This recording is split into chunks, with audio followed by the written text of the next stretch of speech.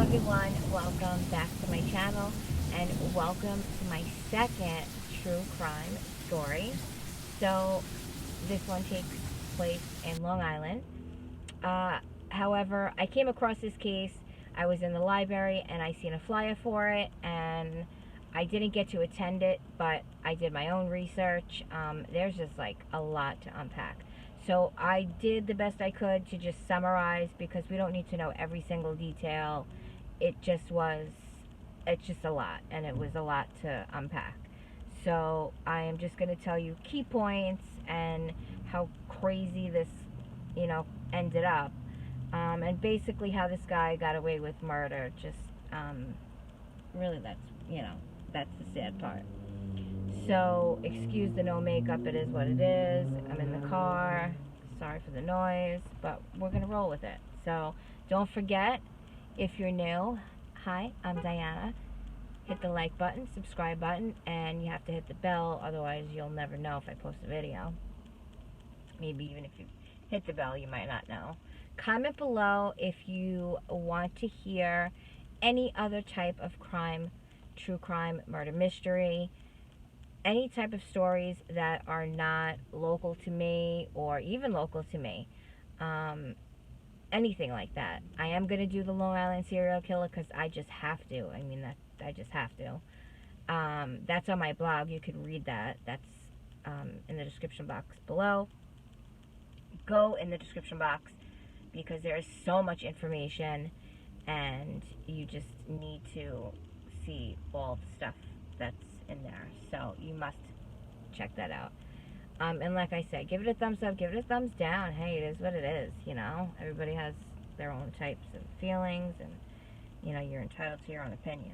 But if there's somebody or something that you're interested in, comment below and let me know, and I will do the research for it. And I usually write them up on my blog, post them, and then I do a video on them. So that's how it's been going. That's kind of the plan, is to put it on the blog, and then, because writing's my #1 thing, so that's kind of what I want to do. So like button, dislike button, subscribe button, comment below, and we're gonna get into this story.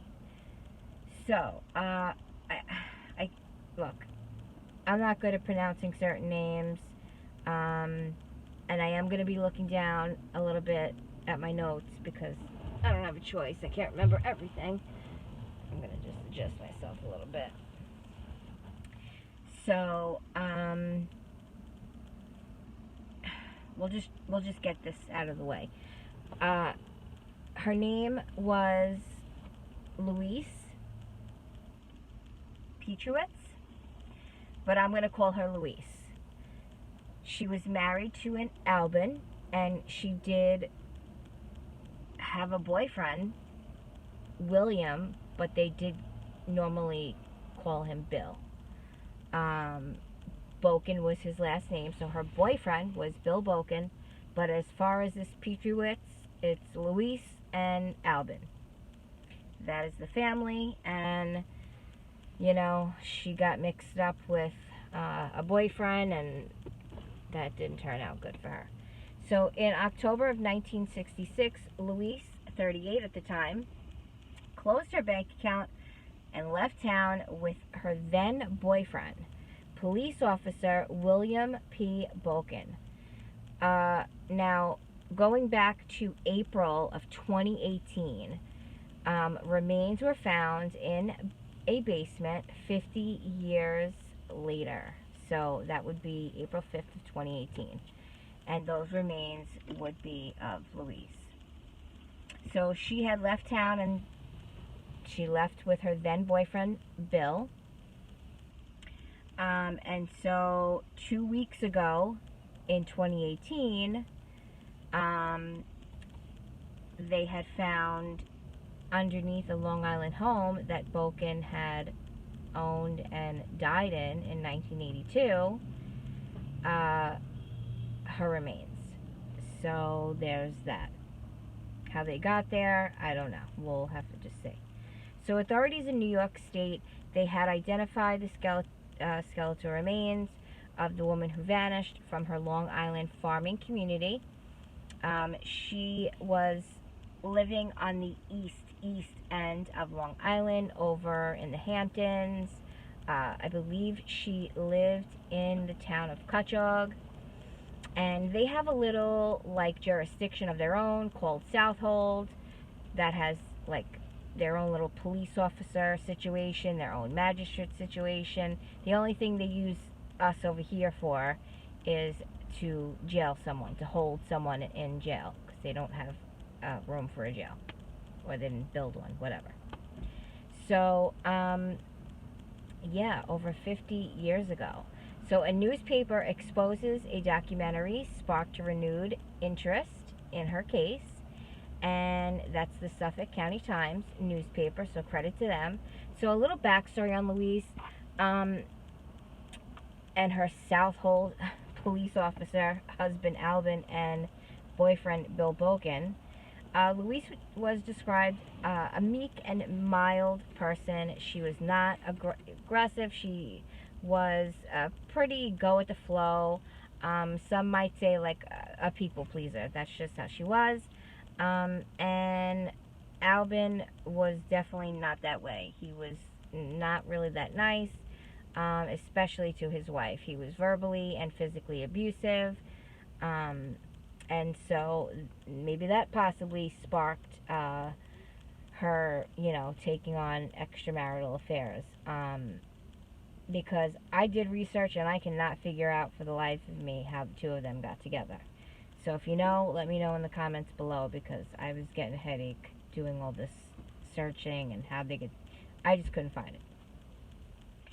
So Albin and possible then boyfriend Bill, they were fellow Southold police officers, which in here, like I said, in Long Island is a private jurisdiction. So back then you really didn't need to like attend police academy. I think you could just apply for the job. If anything, maybe take a civil service test, but I'm pretty sure you just applied for it. So they acquire these, you know, police positions, and again, they only had jurisdiction within Southold, so that's a very few towns in eastern Long Island. They had their own court system. The only thing, like I said, is if they needed to hold prisoners, they used us for that. I don't know if protocol has changed. I really have no idea how that works, and it really doesn't matter. So just to note though, Southold and Cutchogue, which I believe, you know, the Hamptons is like where people go to party in the summer and they rent beautiful houses and, you know, mansions, and there's celebrities that have mansions, and it is a little bit of an upper class neighborhood, and, you know, a little bit more of the elite hang out there. I don't know about back then, but that's how it is now, and not even so much now. To me, it's old news. By most accounts, in the beginning, everything was seemingly normal. You know, Louise and Albin, they had a little girl, and they had a typical, you know, the mother stays home and the husband goes to work, and, you know, it's the 60s. That's how it kind of went, you know. You were a housewife and whatever. However, she did have a, you know, she did not have the greatest marriage and put up with a lot of verbal and physical abuse, and so did their small daughter Sandy. The older she got, she witnessed more, and she also had to put up with more from her father. So however, Louise decided that she was going to get a part-time job as a waitress at a local establishment. So I would imagine that's not going to sit well with a man who wants his wife at home and is the breadwinner, and that's that. However, she, you know, went along with it. I don't really know if they needed the money or what. I think down the line we'll figure out why she did what she did. So you know, there was that. It didn't sit well with her husband, Albin. He was known to be abusive, like I said, verbally and physically. There was accounts, like I said, that the daughter, Sandy, was also on the other end of his abuse. And that's why the mother and Sandy were super, super close. They would sort of lean on each other when he would, you know, have his crazy moments. And they would band together and lean on each other. So it came to a point where Louise was just not happy. Not happy, not having it.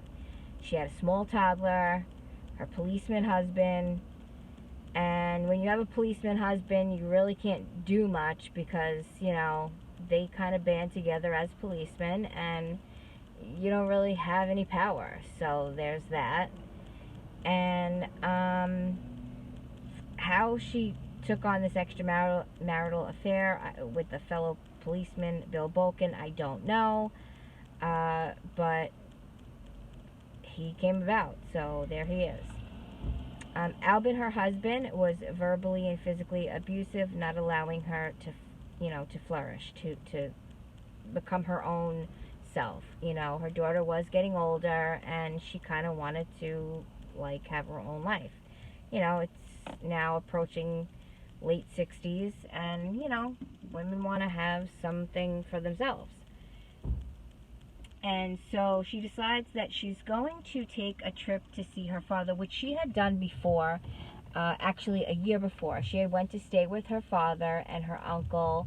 She took young Sandy with them, which probably Sandy would have been at that point like 10, so she wasn't that young, to Sagabaconic, if I'm saying that right. And note that, like I said, she had done this a year before. So Sandy would have been about 10 years old. So now she does this again about a year later. She decides she's going to go take a break, see her father, stay with her family, and then I think it's about October of 1966, she decides she's making a permanent move. And so she deposited a certain amount of money, I think it was about $1,700 and change, into the Bridgehampton National Bank in October of 1966. And then a few days later, that was in September, actually. They have it wrong because I actually think there's the receipt. I could show you. I'll put everything up on the screen. A few days later, she takes out $500. Maybe that's for travel. I'm not really sure. So then, at this time, they're staying with their father, Louise's father. Louise happens to show her daughter, Sandy, 2 plane tickets to Florida, saying, you know, we're going to Florida. But she doesn't give her, like, a definitive when and who we're going to stay with. She just says, we're going to Florida. So Sandy's like, oh, my God, okay, great, you know. But, however, that never actually materialized. Nothing came of it. Louise disappeared. Whether she disappeared on her own or disappeared, you know, not on her own, she disappeared. So, willingly or not willingly, she was gone. So, like I said, they had reopened the case, and they had decided that they were going to do what they could to figure out what happened to this woman. Now, they had been tipped off by Bill's wife at the time. Now, I'm sure she probably didn't say anything, maybe because she just wasn't sure, or because she was probably threatened at the time of what might happen to her. So she didn't say anything at that time, but she did tip the police off, saying that Louise was in this house, in the basement, under the basement, concrete specifically, of Bill's house that he had owned, and that he had died in 1982 or 83, I believe. And so they got to work, and they basically got all machines that they could and excavated the basement, and under like 5 feet of concrete was skeletal remains. And of course, Sandy's still alive, so with DNA they were able to match that was her mom, and that was Louise's remains. So you know, it's sad. Her daughter says, and her daughter is, you know, married, so she has a different last name. She says, I still recall the last memory that she has of her mom dropping her off at the local school bus.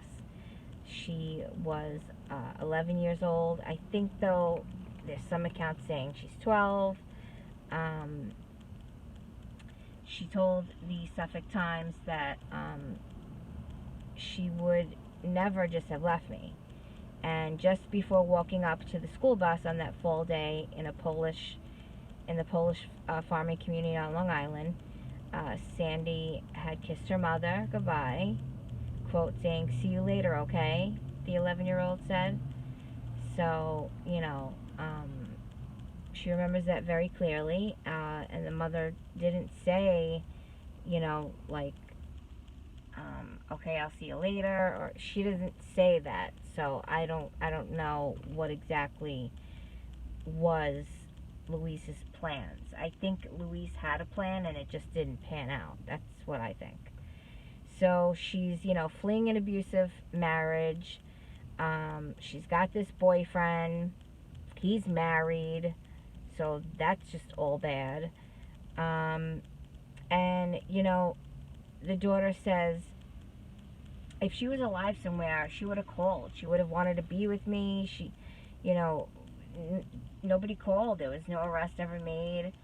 And the day before Louise vanished, she withdrew the last amount of the money, which was $1,273.80 to be specific. And she withdrew that from her personal bank account and closed it. The day after she was last seen with Bill Boken, whom resigned from his job as a police officer, and he had called in 3 days sick in a row prior to that. So that was odd. And then she went missing. So a former wife, like I said, recently tipped off police that there was a body buried in the basement of his old colonial-era home in the town of Southold. And so they went and did what they had to do, and they came across her remains. They used ground-penetrating radar because, I'm sorry, it was 7 foot that he had got her down, and then put a 5-inch worth of cement slab. So that was just nuts. And I'll show you a picture of what he looks like, and on the police force, and just Sandy with her father, and it was just crazy. So that original documentary premiered on October 18th of 2017. February 16th of 2018, police re-interviewed Judy Terry, who was the ex-wife that tipped them off. And 1 month later, investigators returned to the Boken basement, which is where they recovered the remains using all of these, you know, machines that they have. And sometime later in life, witnesses do come forward, they say, and give us information that maybe at one point they felt compelled not to release, felt threatened, or they just come forward out of having, you know, wanting to have a clear conscience. So that could be why she, you know, waited so long. And it is what it is. Unfortunately, he passed away, so essentially he got away with murder. It is what it is. At least her daughter got to bury her mother in some form or fashion. I just wonder, you know, that in the 60s, approaching the 70s, like, what were you doing with $1,200? So were they planning on going to, like, disappear someplace and be together and, like, start a new life together with that? I don't know what that kind of money would be in the 60s. I'm not really sure, but would it be enough to get them someplace and then they get new jobs and start over? But he had many attempts of lawyers trying to, not to mention, he did have a mental illness. The magistrate of Southold did send him to Central Islip State Hospital, which was the only state hospital. Now there's, you know, quite a few here on Long Island, but that was the very first psychiatric center when he had some issues and an argument with his wife, Judith. And basically they said that he needed to be committed for observation, and then he was released, and basically they were just put under order of protections, and that was that. But and then they got divorced. But it was really hard to get in touch with him. He was tried to be in, people were trying to contact him because his father had passed, and he was, like, not owed money, but he was entitled to, you know, money from his father passing, and lawyers would try to get in touch with him, and they would reach out to his family, and his family, he would just play games. He just didn't want anybody to know his whereabouts. So basically, one of the letters attached to his father's will basically says that it's obvious that your deponent, it's obvious to your deponent that William Boken is, quote, playing games, and for what purpose your deponent is not aware. But he appears to be a man on the move, and he refuses to let anyone know about his whereabouts. So, you know, because if you don't claim whatever, things go into, like, probate, and you lose it. And so I think in, like, total it would have been like $15,000 or $17,000, and it just wasn't important to him. He didn't want anybody to know where he was. It looks like there might have been the last known address somewhere in Queens on 75th Street, but that's really that. He actually was buried where, by Rikers Island, which is a jail here. He was buried where people that have nobody, or, yeah, people that have, nobody came to claim his body. He was found face up in bed, DOA. His ID was made by a social security card, and nobody claimed his body. He died in August of 1982, and he was buried with people that don't get claimed. So in a way, because he is the prime suspect in this situation, considering, you know, her remains were under his house that he lived and died in. So I can only imagine that it could be him, but I just don't understand why. What was his motive? What was the deal with that? How did they even become lovers? I don't know. But at least the daughter has some closure, and that's really all that I could say about Louise. She seemed like a really nice woman. She was a very nice looking woman. I don't even want to give her that last name anymore because it doesn't belong to her. She died way too young. She died at my age, and she left, you know, a little girl alone. and it's just really sad. So, you know, rest in peace, Louise, and at least somebody was interested enough to make sure that you were found in the best way you could be, and you were put to rest. And, you know, we have to show respect to the family and to those that have had these tragedies happen to them. So that's that for this case.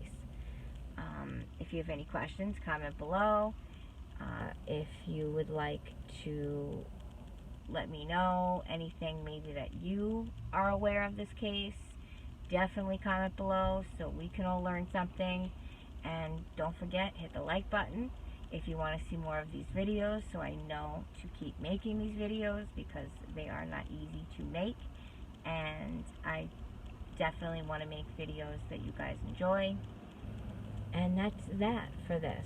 So, alright everybody, enjoy the rest of your Sunday, because it's Sunday here, or whenever you're watching this, and I'll see you guys in the next one. Thanks so much for watching. Bye.